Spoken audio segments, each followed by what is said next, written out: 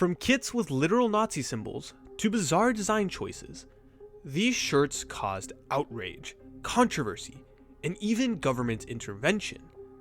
Some were scrapped before kickoff, others disappeared mid-match. But why? And who made these crazy decisions? Buckle up. This is the shocking story of football's banned kits. Let's start with the GOAT. Undoubtedly one of the most controversial football kits of all time. This wasn't just a design mistake, it was a full-blown political scandal that shook Italian football. In the 1992-93 season, Fiorentina unveiled what seemed like a creative new purple away kit, with geometric patterns across the top and sleeves.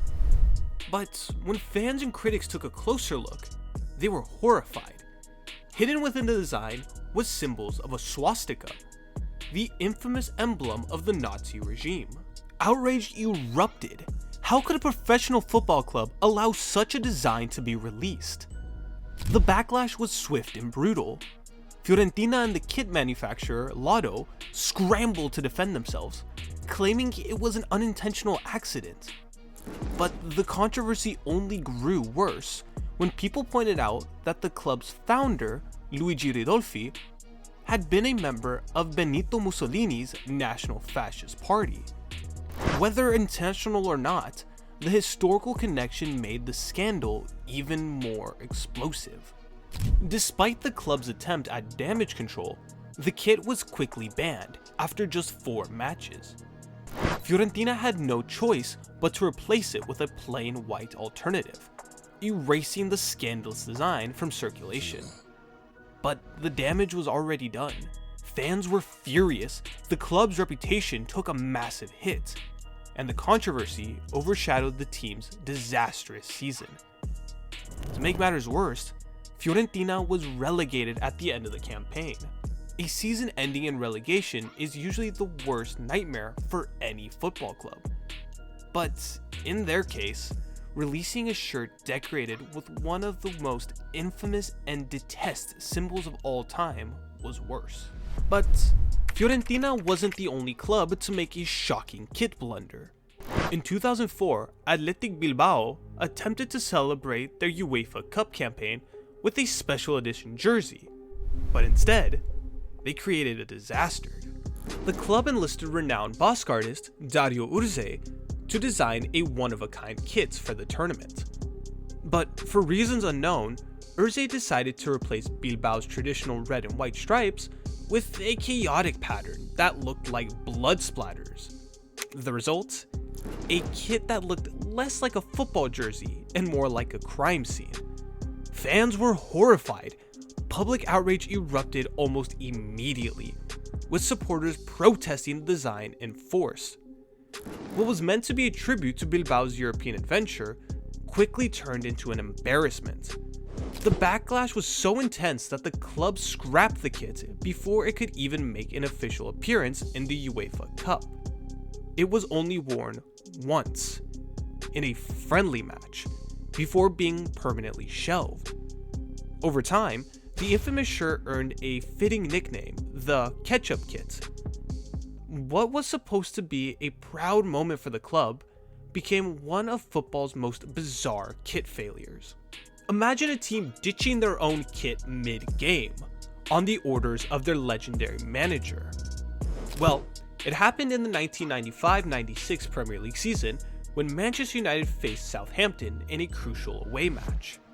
United, led by Sir Alex Ferguson, were chasing the league title and came into the game with 11 wins in their last 12 matches. Southampton, by contrast, were battling relegation and were seen as heavy underdogs. But by halftime, something unbelievable had happened.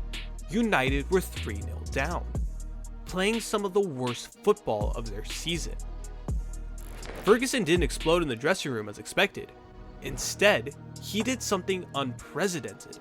He ordered his players to take off their kits immediately and never wear them again. United had been playing in their infamous grey away kit, a design that, according to Ferguson, made it impossible for the players to see each other on the pitch. the players backed his claim, saying the kit blended in with the crowd, making it difficult to pick out teammates. So at halftime, the gray shirts were thrown aside, and United came out in a blue and white strip for the second half. The switch seemed to work. United played better and even pulled a goal back, but it wasn't enough to turn the game around, and Southampton won 3-1. The results ultimately didn't hurt United's title chances, as they went on to win the Premier League that season. But one thing was sure, the grey kit was cursed. Before that game, United had worn the kit 4 times, losing 3 and drawing once. After the Southampton disaster, Ferguson made sure it was never worn again. The club was fined £10,000 for the mid-game kit change, but Ferguson didn't care. The players didn't like it, he later said. The conditions immediately improved in the second half. To this day, that grey kit remains one of the most infamous in Man United's history. And if you think a kit getting banned mid-game is strange, how about a kit being scrapped before it was even worn, just because it looked too much like their biggest rivals? Ahead of the 2020-21 season, Nike designed a special edition Barcelona kit inspired by St. George, the patron saint of the city. The design featured a bold red cross on the predominantly white base, mirroring the flag of England, and also appearing on Barcelona's crest. It was meant to be a tribute to the club's deep-rooted history. But Barcelona's management immediately rejected it. The reason? The dominant white color made it resemble Real Madrid's iconic home kit. It wasn't always like this.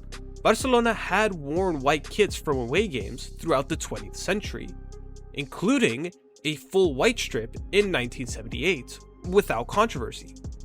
However, after signing with Nike in 1998, the club completely erased white from their kits, replacing it with yellow and gold alternatives. What makes the rejection even stranger is that just 2 years later, Barcelona completely reversed course. For the 2023-24 season, they unveiled an all-white third kit, a design that would have been unthinkable when they rejected the St. George's Cross jersey. It seems like, at least for now, the club's stance on wearing white has dramatically changed. And speaking of national team disasters, no country has pushed the boundaries of football kits quite like Cameroon. In 2002, the indomitable Lions won their 3rd consecutive African Cup of Nations title, but they did it wearing one of the strangest kits ever seen on a football pitch. Their Puma-designed shirt had no sleeves at all. Inspired by the intense African heat, the designers decided to ditch them entirely, essentially turning the kits into a vest. While some fans loved the bold look, FIFA was not amused. Their spokesman, Keith Cooper, famously fumed, "These are not t-shirts, these are vests." FIFA banned the sleeveless kits from the 2002 World Cup in Japan, citing the lack of space for official tournament badges. Cameroon tried to comply by hastily stitching back sleeves onto the vest, but the result looked ridiculous, more like a training bib worn over a regular t-shirt. Despite the controversy, the sleeveless kit remains one of football's most iconic and debatable designs. But Cameroon wasn't done yet. Just 2 years later, they unveiled an even crazier design for the 2004 Africa Cup of Nations, a one-piece kit that combined the shirt and shorts into a single unit, essentially making it a football onesie. This time, FIFA acted fast. Furious with the design, President Sepp Blatter personally stepped in, stating the shirts and shorts must be separate. He threatened Cameroon with a £100,000 fine for every match they played in the kit, and even warned that they would be deducted 6 points in their 2006 World Cup qualifying campaign if they continued to wear it. Faced with those consequences, Cameroon had no choice but to ditch the design after just one game. Love them or hate them, Cameroon's kits remain some of the boldest, most iconic and unforgettable in football history. But when it comes to kits being banned, few cases are as mysterious as what happened with China's stunning black and gold away jersey. Back in 2018, Nike designed a breathtaking kit for the Chinese national team, jet black with gold accents and a subtle dragon motif woven into the fabric. The dragon, a sacred symbol in Chinese culture and already present on the national team's crest, was meant to represent power and pride. China has a rich football culture. We wanted to reflect that with our latest designs. Nike's lead designer Pete Hopkins explained, "The sleeves even symbolize the dragon's breath, adding an artistic touch to the already striking design." But just as fans were getting excited, the Chinese authorities unexpectedly banned the kit. No official explanation was given, but theories quickly spread. Some believe the all-black design clashed with traditional national colors, while others speculate that incorporating the sacred dragon in such a way was seen as inappropriate. Whatever the reason, the black kit was nowhere to be seen when China officially unveiled their 2018-19 jerseys. To this day, the whole truth behind the ban remains unknown. But one thing is certain, this forbidden kit is now one of the rarest shirts in football.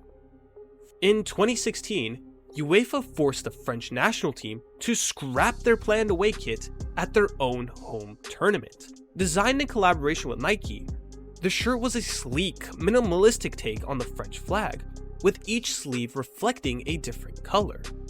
But UEFA's strict uniform rules prohibited multicolored sleeves, leaving no room for negotiation. With time running out, Nike had to rush a replacement, stripping away the unique design and replacing it with a bland, England-like template featuring dull. Instead of making a statement on home soil, France was forced to make a lifeless compromise. If we missed any banned kits you think should have made the list, let us know in the comments. Don't forget to like and subscribe for more goal stories.